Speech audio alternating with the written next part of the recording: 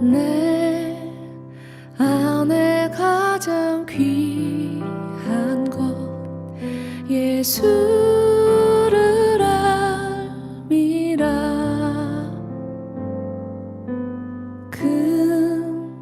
금보다 더 귀한 것 예수를 알미라. 안녕하세요. 6월 마지막 주에 예배에 참여하신 여러분들 환영하고 축복합니다. 우리 같이 기도하심으로 우리 예배를 시작하도록 하겠습니다. 사랑하는 하나님 감사합니다. 오늘도 우리를 세상 가운데 부르시고 또한 주의 말씀 앞에 우리가 견고하게 설 수 있게 하심에 감사합니다. 오늘도 아버지 주의 은혜가 우리의 심령 가운데 흡족히 내려서 이 세상을 이길 힘과 또한 주님을 바라보는 그 믿음을 우리 안에 더하여 주시옵소서. 감사하며 예수님의 이름으로 기도합니다. 아멘. 오늘 하나님 말씀은 베드로후서 1장 2절부터 11절 말씀으로 하나님을 알므로 신적 성품에 참여하는 교회와 성도에 대해서 우리 같이 나누도록 하겠습니다. 오늘 본문 베드로후서는 이 공동 서신에 속한 서신이며 이 모든 공동 서신의 일관된 주제는 바로 교회 속에 있는 세상이라고 말할 수 있습니다. 특별히 베드로전서 1장을 보시면 본도 갈라디아, 갑바도기아, 아시아와 비두니아에 흩어진 이 디아스포라들은 세상으로 흩어져 헬라의 영향을 받습니다. 그리고 세속적이며 강력하고 파괴적인 힘들을 상대하고 있었다는 것입니다. 그 부분에 대하여 베드로전서 5장 8절을 보시면 근신하라, 깨어라, 너희 대적 마귀가 우는 사자와 같이 두루 다니며 삼킬 자를 찾나니 너희가 겪는 그 모든 고난 가운데 너희는 그 온전한 믿음으로 굳건하게 하며 모든 세상의 것들을 대적하라. 그 시대에 근신하고 정말 깨어있지 않으면 대적 마귀가 우는 사자와 같이 두루 다니며 삼킬 자를 찾는다고 했습니다. 그래서 오랜 동안의 시간이 흐르면 흐를수록 세상에서 받는 이 고난의 연속 가운데 주를 믿는 자들의 심정은 불안함과 배교와 낙심과 절망에 빠질 수밖에 없었습니다. 여러분, 마귀의 전략은 단 하나, 바로 해체입니다. 그 이유는 믿음을 붙잡고 세상 속에 버텨내며 살아가는 자들의 그 마음을 틈타서 절대 진리가 어디 있고 절대 신이 어디 있냐, 너희들이 믿는 그 믿음은 헛된 믿음이며 영원한 삶, 재림, 부활이 없다고 하면서 우리가 믿는 그 모든 신앙을 추상화시키고 또한 절대적인 그 의미를 해체하는 것이 바로 마귀의 전략이라는 것입니다. 그래서 오늘 이 본문 배경에서는 거짓 교사들이 난무했고 성경을 자의적으로 해석했고 또한 영적인 교만과 탐욕과 방종 그리고 종말을 부인하는 자들이 일어났다는 것입니다. 그렇게 이 교회 안에 은밀히 침입한 세상들이 이 절대적인 것을 해체하고 있다는 것입니다. 따라서 베드로가 다시 펜을 든 이유는 근본적으로 목회자의 심정으로 세상에 속한 교회가 하늘의 약속을 받고도 여전히 죄와 죽음과 마귀와 세상의 공격에 시달리는 교회와 성도들을 향해서 이 땅에 주어진 사명과 흩어진 그 양들을 인도하려는 그 목자적, 그 목회자의 심정으로 이 베드로 후서를 적었다는 것입니다. 그렇다면 오늘 이 본문의 베드로가 과연 무엇을 강조하고 있는지, 또한 우리가 본문에서 무엇에 주목하고 우리가 힘써야 하는지 우리 같이 나눠보도록 하겠습니다. 오늘 본문은 크게 세 가지로 주목할 수 있습니다. 첫째는 하나님을 아는 지식이고, 둘째는 그 아는 것에 근거하여 신적인 성품에 참여하는 것이며, 마지막으로는 그 영원한 나라에서 주께서 부르심과 택하심을 굳게 하는 것입니다.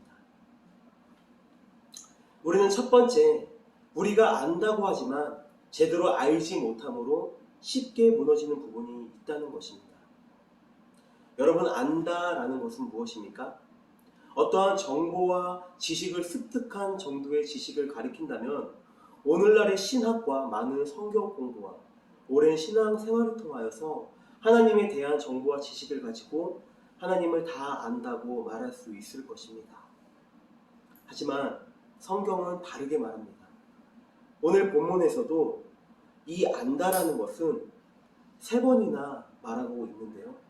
베드로후서 1장 2절의 말씀은 하나님과 우리 주 예수를 알므로, 3절에서는 3절 후반절에는 우리를 부르신 이를 알므로, 또한 8절 중반절에는 우리 주 예수 그리스도를 알기에 게으르지 않고.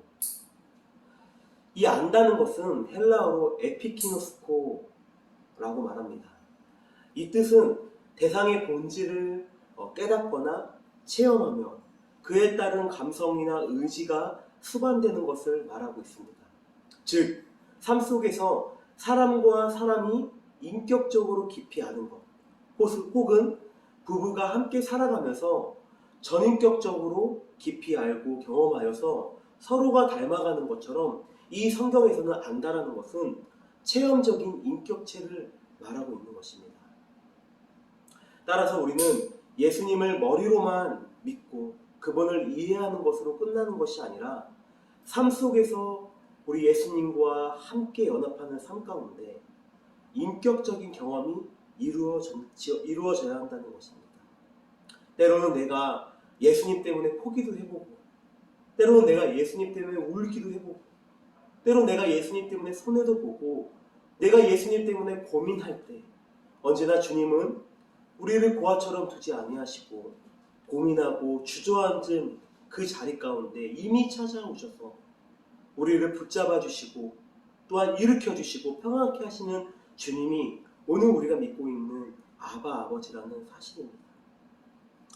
이러한 경험이 일어나며 인격적인 하나님과 주 예수를 알게 될 때 오늘 우리에게 은혜와 평강이 차고 넘치게 되는 그러한 변화와 직결이 된다는 것입니다.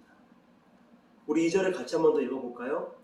하나님과 우리 주 예수를 알므로 은혜와 평강이 너희에게 더욱 많을지어다. 오늘 이것이 단순한 내용 같지만 성도의 삶에 있어서 아주 결정적으로 중요한 부분이라는 것입니다. 오늘 여러분들은 어떠하십니까? 여러분 삶 가운데 주님과 연합하여서 얻은 그 충만한 은혜와 평강이 있으십니까? 아니면 이 세상의 척박함과 지나친 경쟁과 시기와 질투와 이 부족에 대한 불만으로 가득 차 있으십니까? 혹여나 여러분 그 마음 가운데 끊임없는 불평과 불만 그리고 좌절과 불안함의 연속이라면 근본적으로 우리 하나님과 주 예수를 알므로써 은혜와 평강을 얻는 것, 즉 이 고난과 역경 가운데서도 따뜻하게 찾아오시는 그 말씀 안에서 인격적인 하나님을 알아가는 것이 해답인 줄을 믿습니다. 그럴 때 이 모든 원수를 제압하고 승리를 얻은 상태에서 누리는 안식, 곧 평안이 우리 안에서 차고 넘치기를 간절히 소망합니다. 또한 우리를 세상 가운데 부르신 그 하나님과 우리 주 예수 그리스도를 알기에 우리가 그래서 게으르지 않아야 한다라는 것입니다. 반대로 교회를 공격해오는 이 거짓 교사들은 누구보다도 지식이 뛰어났고 말은 잘했지만 그 안에서 경험되어지는 은혜와 평강이 없으니까 마치 자신이 신앙에 대해서 다 아는 듯 행세를 부리고 참된 진리를 왜곡하고 해치하는 것입니다. 따라서 우리는 세상에 흩어져 있지만 부르심 받은 교회와 성도로서 하나님을 아는 지식으로 우리가 증거해야 할 줄을 믿습니다. 세상은 그렇게 하나님을 알지 못한다는 것입니다. 그저 고난이 없는 자유를 원하고 방종과 탐욕과 교만으로 우리를 미혹해 하는 것입니다.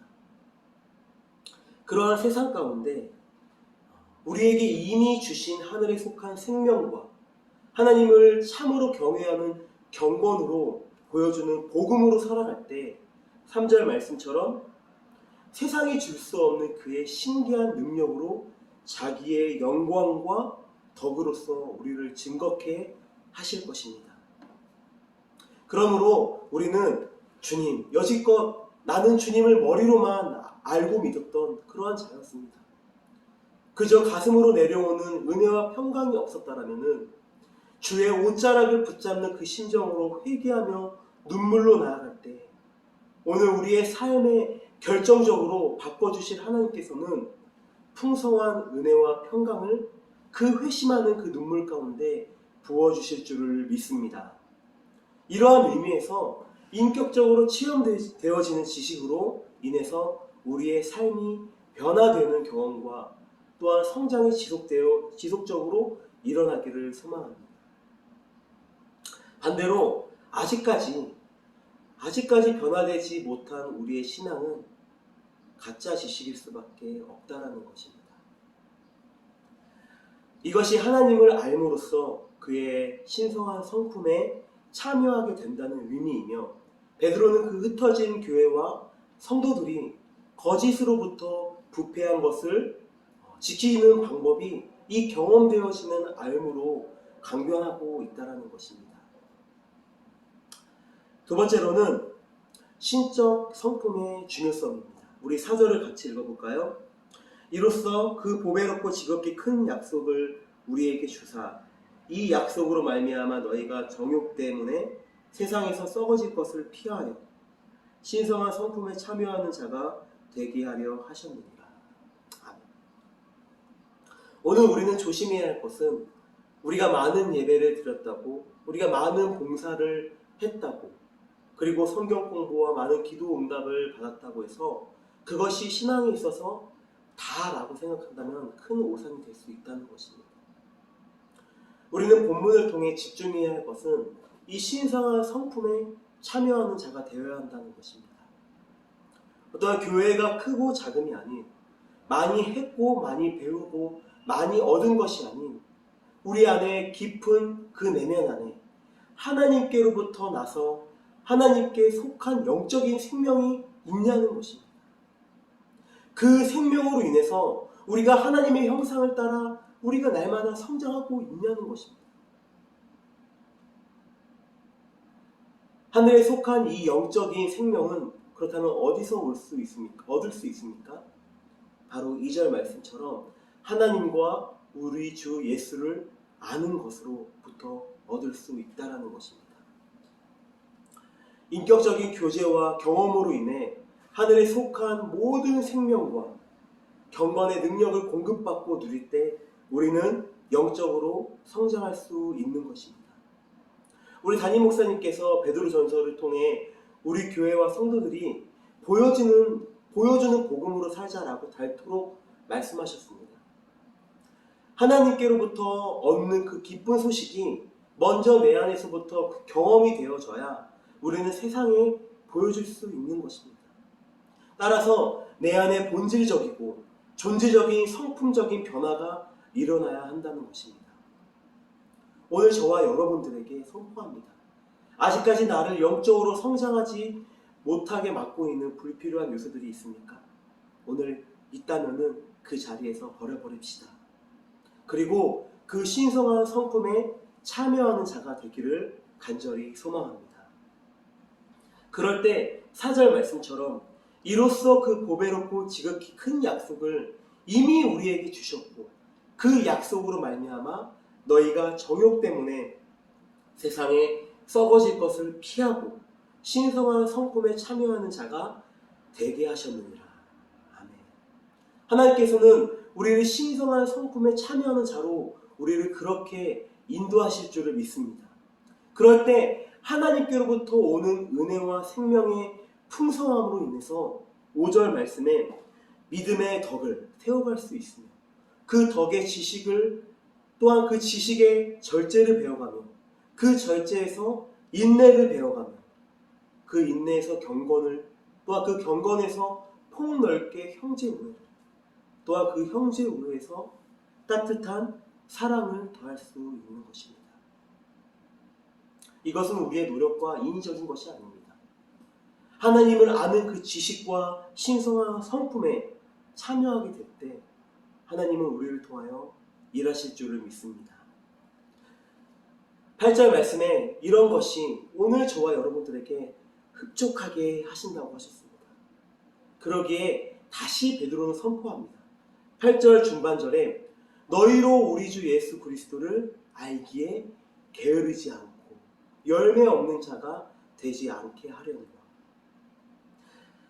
반대로 하나님과의 어떠한 인격적인 경험과 체험의 지식이 없고 신성한 성품에 참여하지 않고 여전히 나 자신을 깨지 못한 채 이기적으로 내 방식대로 신앙생활을 한다면은 9절 말씀처럼 맹인이라 멀리 보지 못하고 우리 안에 옛 죄가 깨끗하게 된 것을 잃어버린 채 살아갈 수 있다는 것입니다.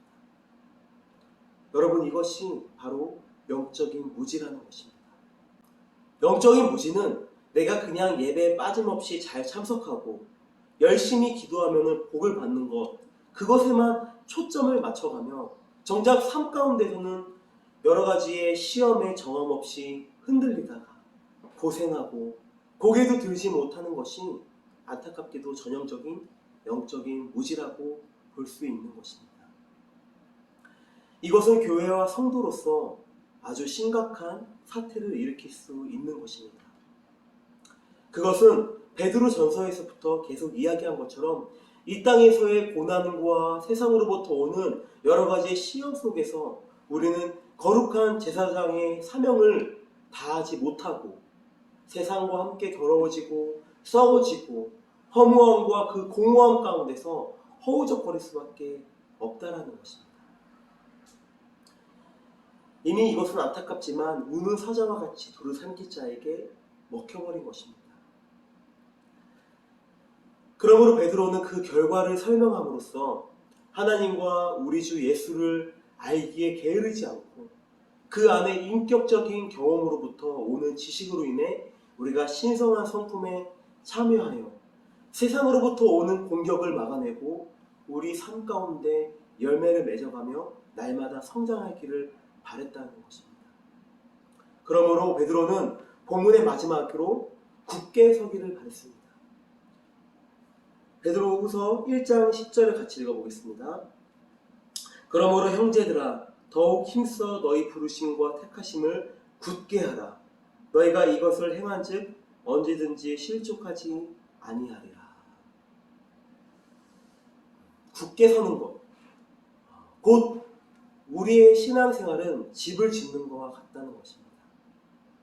마치 땅을 깊이 파고 기초를 세워가는 것입니다. 하지만 그 기초만 있는 집을 지배할 수 없는 것이죠. 예를 들어 믿음이 기초라면은 그 위에 덕이라는 그 기둥을 세우고 지식의 벽을 두르고 절제로 우리 안에 불필요한 모든 것들을 제거하고 건물이 흔들리지 않도록 인내로서 견고하게 하며 세상으로부터 오는 그 공격을 막기 위해 경건이라는 지붕을 덮고 그 안에 형제 우애와 깊은 사랑의 교제가 있을 때 참된 건물로 견고해질 수 있다는 것입니다. 우리는 이제 단순히 믿기만 하면 천당 간다라는 그 생각을 버리시고 우리를 세상에서 교회 안으로 부르시고 그 교회 안에서 서로 세워가며 서로 인격적으로 경험되어지며 또한 하나님께서 세우신 목사님과 함께 같은 마음, 같은 뜻, 그 같은 거룩한 비전을 꿈꾸며 함께 나아갈 때 하나님께서는 언제든지 실족하지 않게 하시며 우리를 부르시고 택하신 이유를 알게 하실 줄을 믿습니다. 아멘. 우리 같이 기도하겠습니다. 사랑의 하나님 감사합니다. 오늘도 세상에 흩어진 우리를 교회로 부르시고 말씀케 하셔서 너무나도 감사합니다. 오늘도 우리에게 선포되어지는 그 말씀으로 인해 세상의 정욕과 썩어질 것에 혼합되지 아니하고 온전히 하나님과 우리 주 예수를 알므로 신적인 성품에 참여하여 주님 앞에 설 때까지 날마다 우리가 하나님의 형상대로 회복해 나아갈 수 있게 하여 주시옵소서. 그래서 우리가 이 시대의 부르심과 택하심을 굳게 하여 우리를 통하여 다시 세상 가운데 아름다운 열매를 맺어갈 수 있게 하여 주시옵소서. 감사하며 예수님의 이름으로 기도합니다. 아멘. 지금은 우리 주 예수 그리스도의 무한하신 은혜와 하나님 아버지의 깊고 넓으신 사랑하심과 성령님의 감동하심이 오늘 세상에 흩어져 하나님과 우리 주 예수를 알기에 갈급하는 성도들을 위해 지금부터 영원토록 함께 계실지어다. 아멘. 내 안에 가장 귀한 것 예수를 알미라.